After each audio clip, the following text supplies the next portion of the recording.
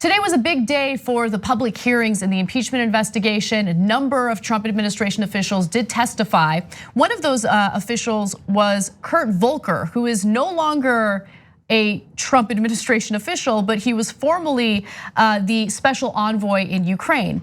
Now, his testimony publicly apparently is different from what he said privately. So let me give you the details according to various sources.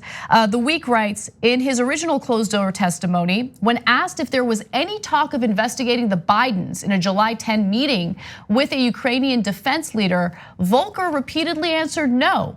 But when appearing publicly before the House Intelligence Committee on Tuesday, Volker reversed that statement.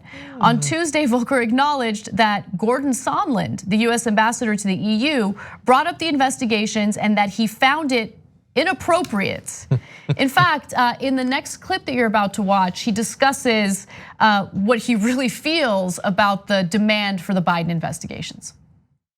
This references the conversation I had with Mr. Giuliani as well, where I think the allegations against Vice President Biden are self-serving and not credible.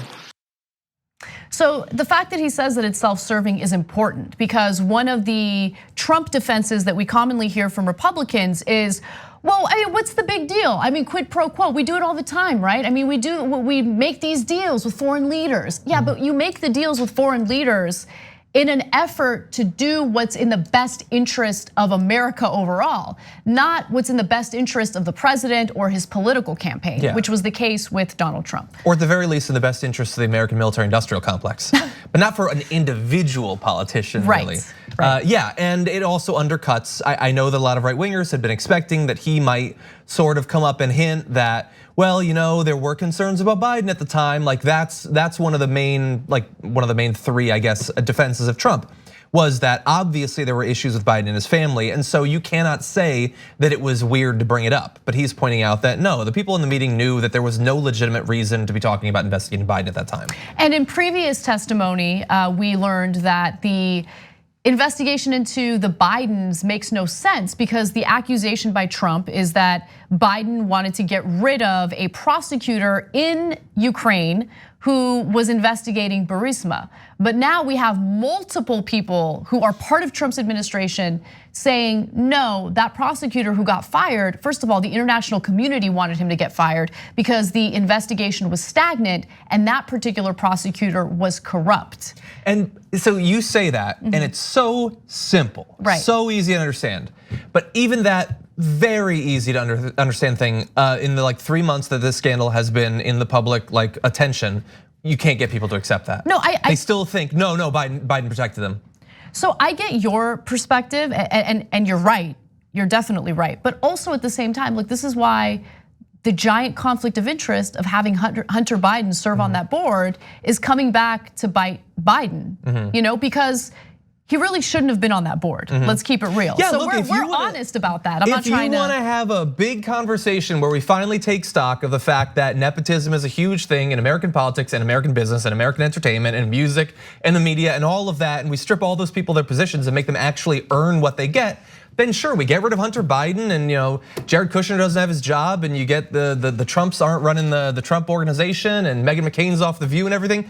I think we can totally have that conversation. It's probably long overdue, but that is not what Donald Trump was trying to do. And it is so disingenuous of the right to pretend that Trump actually cared about Hunter Biden, not insofar as it hurts the credibility of Biden in an election, but because Hunter Biden being on that board means, well, that's really hurting the energy sector of Ukraine and I won't stand for it.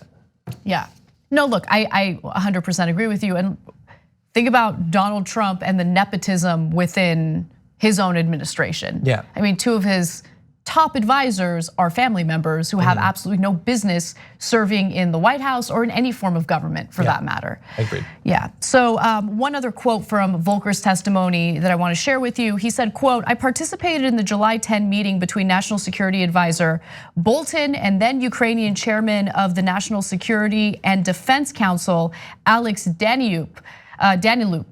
who has the best name. I love saying his name. As a reminder, the meeting was essentially over when Ambassador Gordon Sondland, again, Gordon Sondland keeps coming up, made a generic comment about investigations. I think all of us thought it was inappropriate. The conversation did not continue and the meeting concluded. Yeah. So can I just talk briefly about, so Volker, what he just said, a little bit different in some substantive ways from what he'd said earlier. Sondland was the earlier version of that. He had originally said no quid pro quo, totally not. And then he's like, oh, sorry, I meant quid pro quo. It's easy to get those two mixed up. And you know why? The reason why he had to change his testimony is because his testimony conflicted a great deal from the testimony given by other Trump administration officials. Exactly, So, yeah. And so that's what's really interesting about, the Republicans didn't want the closed door hearings. They also coincidentally don't want the public ones. But they said that they didn't want the private ones. But the thing that the private ones brought was they had multiple people come in, talk about what they knew. And then when stuff started to come out from it, some of them started to realize like, oh, it's gonna be really hard to sustain what I told them. Or best case scenario, some of them, their memories were jogged or whatever. And so now their story is changing, especially when they have apparently come to the understanding that they work for a guy that would love to throw them under a bus. And they don't want to be the person who goes down for this. Gordon Sondland's like, this was just fun, man. I just spent $1 million because I thought it'd be cool to be ambassador for a few years. I don't want to go to jail for Donald Trump. And so if Gordon Sondland tells the truth, or at the very least avoids going to jail for perjury or something like that, then at the very least from his point of view, it passes the buck to Rudy Giuliani, who can go to jail.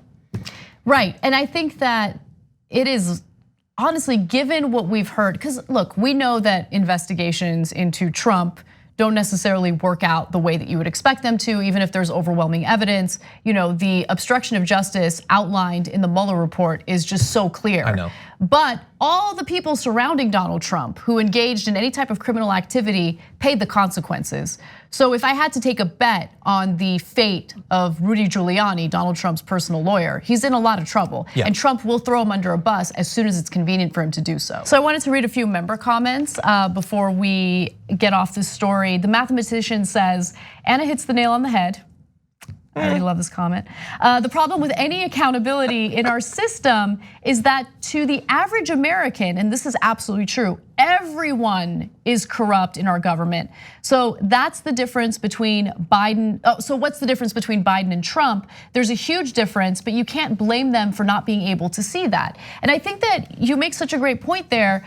A lot of people aren't hyper focused on every single detail in politics, right? And so, yeah, I think a lot of people do see this entire system as corrupt. And so if you're not paying close attention, you can just easily like brush things off as Biden's corrupt, Trump's corrupt, they're all corrupt, it's all the same thing. But it's not the same thing. In this case, what Trump is accusing Joe Biden of doing in allegedly pushing for the firing of a prosecutor is just not true. And the one thing that is questionable is the fact that Hunter Biden was on that board. He shouldn't have been on that board. There's a giant conflict of interest. We all agree on that. But look, here's the thing. Here's the difference between the left and the right. On the left, you have people who call it like it is and they tell the truth, right? And they're able to concede that what Hunter Biden was doing in being on a board that he had no business being on was wrong. But at the same time, Trump is lying about other aspects of this, and what he did is an impeachable offense. Yeah. So yeah, I feel perfectly comfortable criticizing Hunter Biden being on that board because I think most board appointments are absolute BS. I think the whole thing's corrupt. I think that almost every Silicon Valley investment is given based on people knowing each other and no actual honest economic analysis of the likely return on a product or service. I think the entire system is absolute BS. But also, if you're a Trump, in the Trump base, if you love Donald Trump, it's really weird to think that Hunter Biden being on that board is wrong. Because that's entirely consistent with everything about Donald Trump and his family. 100%. The idea that you would think that, you're not supposed to use your family connections to get ahead in the business world, Donald Trump's been drilling into your head over and over that that's perfectly acceptable. That's the way it's supposed to work. Well, I love the member comments. If you are a member, I want to make sure to read some of your comments in the context of the news stories that we do. You can become a member and support the show by going to tyt.com/join. Thanks for watching the Young Turks, really appreciate it. Another way to show support is through YouTube memberships. You'll get to interact with us more. There's live chat emojis, badges. You've got emojis of me, Anna, John, JR. So those are super fun. But you also get playback of our exclusive member-only shows and specials right after they air. So all of that, all you gotta do is click that join button right underneath the video. Thank you.